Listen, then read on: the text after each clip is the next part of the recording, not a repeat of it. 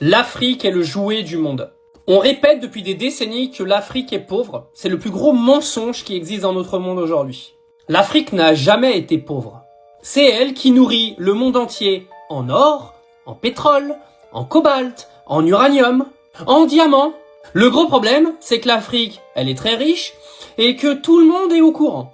Oui, parce qu'on va parler du Soudan dans quelques minutes, mais regardez le Congo. 70% du cobalt mondial pour fabriquer tes batteries électriques de voiture, tes téléphones, ça vient du Congo. Et bizarrement, le Congo est un des pays les plus pauvres de la planète. Pourquoi? Parce qu'en fait, ce cobalt, c'est pas les Congolais qui en profitent. Ce sont toutes les multinationales étrangères, chinoises, américaines, européennes, qui en gros piquent l'intégralité de l'argent des Congolais. Et au même passage de leur propre sécurité. Oui, parce que les Congolais se font tuer tous les jours parce que les Américains, les Européens et les Chinois piquent l'intégralité des ressources. Oui, ils exploitent les mines, ils exploitent des enfants pour faire ton téléphone, enfin mon téléphone aussi, mon ordinateur et nos batteries électriques. C'est la réalité du monde qui nous entoure. Au Niger, c'est l'uranium qui alimente toutes les centrales nucléaires françaises. Mais 80% de la population du Niger n'a même pas accès à l'électricité. Et on ose encore parler de partenariat équitable. La France, la Chine, la Russie, les États-Unis, plein de pays du Golfe, ils ont tout un drapeau différent, mais ils travaillent pour la même cause. Ils ont tous les mêmes méthodes. Ils viennent, ils extraient et ils contrôlent. Ils signent des contrats avec des gouvernements totalement corrompus et ils laissent l'intégralité des peuples dans la misère.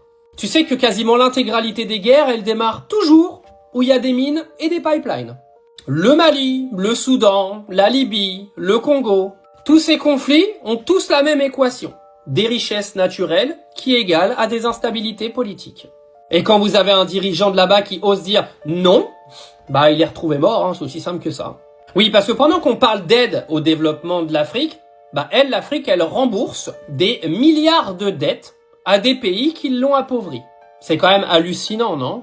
Mais c'est un très bon système, On vend des armes à l'Afrique, on lui donne des super taux d'intérêt, et on lui interdit de transformer ses propres ressources sur place.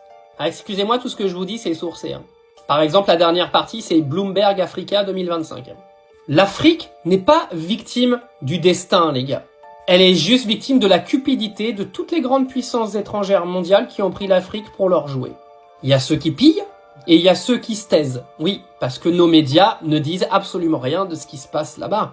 Je tiens quand même à rappeler que les médias appartiennent tous à des milliardaires, qui sont tous indirectement, de toute façon, gagnants avec tout ce qui se passe sur le continent africain.